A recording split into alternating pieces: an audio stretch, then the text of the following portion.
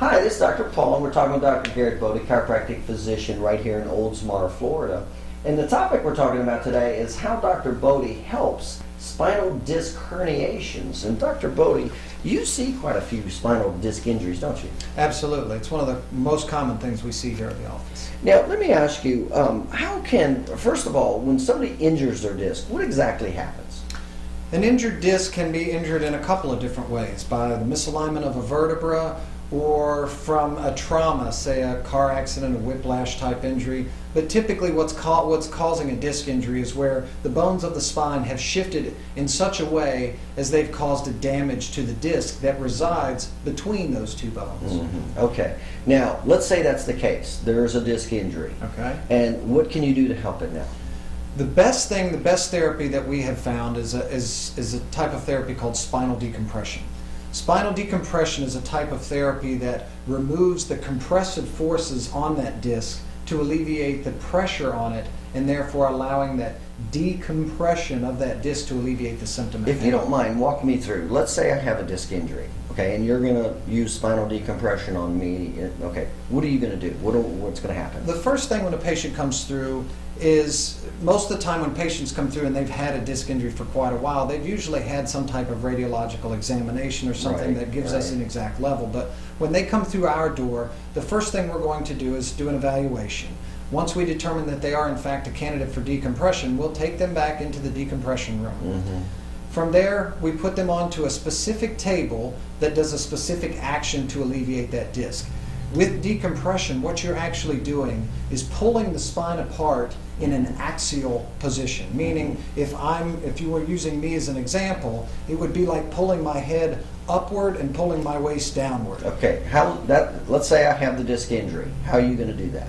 By the table that we have. Okay. The table specifically, it's a very specific table called a spine med table. Mm-hmm. By laying on this table, you can hook the hips of the patient onto this table with two padded pieces of therapy or parts of the table. Okay. And by hooking this onto the hips of the patient, this is a specially designed table. Absolutely. This is not just a flatbed therapy table. No. This is a specific table made specifically for disc injuries.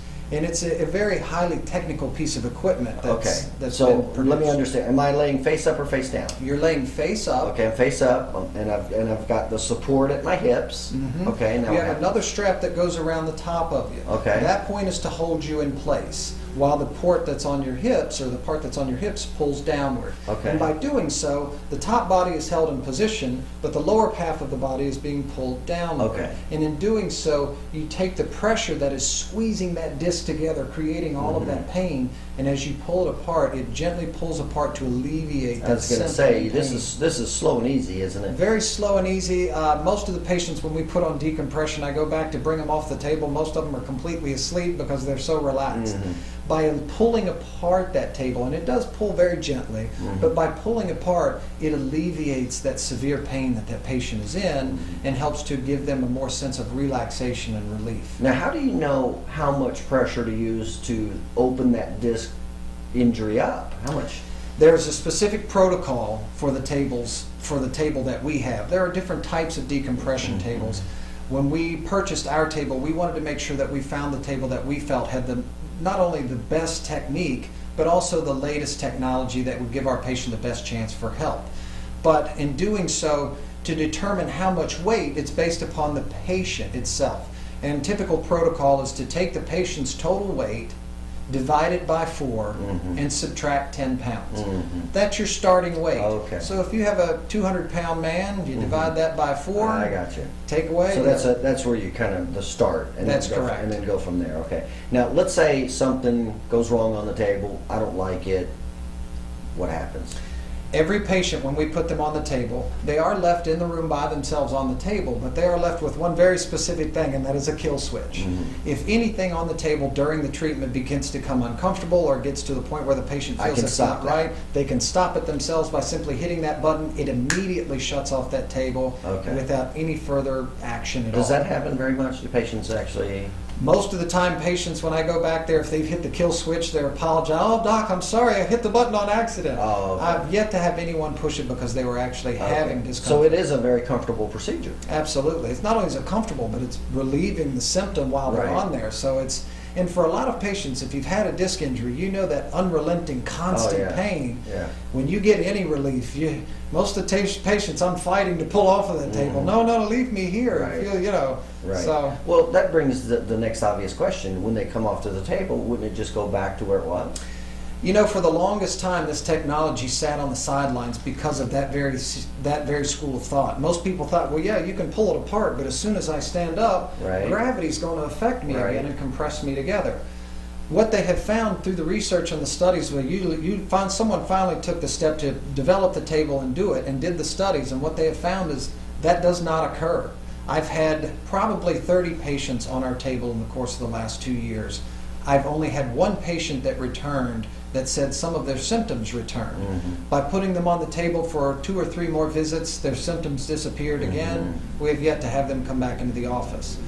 We do tell patients, however, with disc injuries, if you go back to the activity that caused the disc injury in the first place, your chances of it coming back are going to be pretty high. But whether you utilize spinal decompression, chiropractic therapy, or even surgery, if you don't take care of that injured disc, it's going to come back on you eventually. Well, is it possible when you get to therapy that it actually heals right? Oh, absolutely.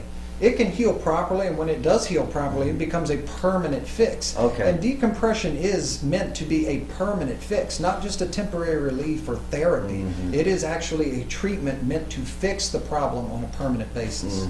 Okay. And how many therapies typically would it take? How many treatments would it take to... The typical protocol with decompression is 20 treatments on the table itself. Myself and 4 other chiropractors went into decompression together, meaning that we all 4 went to several different seminars to determine not only what's the best table, but which one utilizes the best protocol and which one seems to be getting the best results. In doing so, the 4 of us chose one table, and each of us have been utilizing it in our offices. In doing so, all 4 of us came up with a protocol that we found worked best for the patient. That is 20 treatments on the decompression table itself. There are vitamins and supplements that we use to help nutrify the disc and help it to gain that that nutrification and keep it healthy. There's a physical exam. After the 20 treatments, we will do 3 weeks of chiropractic care. Once you have that disc decompressed, you want to make sure that the bones surrounding that disc are in their proper position so they don't continue to irritate the disc and compress it right back. There are some belts that we use to give extra support. There's also a final exit exam and also a core strengthening set of therapies that we do with the patient to help them to make sure that all of supportive type therapies. And all of them are utilized to make sure that the patient does have a permanent fix. Right. Is this spinal decompression, is this the type of therapy that can prevent somebody from having disc and back surgery? Oh, absolutely. I've had, like I said, of those 30 patients that I've had on this table, I want to say maybe 5 or 6 already had their surgery scheduled. Oh, wow. And canceled it due to is that this, right? because they got such good relief and such good results. Okay. Well, that's interesting. All right, very good. Again, we're talking with Dr. Garrett Bode, chiropractic physician right here in Oldsmar, Florida. And the topic today, again, is talking about how to relieve a disc herniation, specifically what appears to be a very effective form of treatment, spinal decompression. So if you're having any disc injury or suspect disc injury, certainly give, or even if you're possibly looking at surgery, give Dr. Bode a call.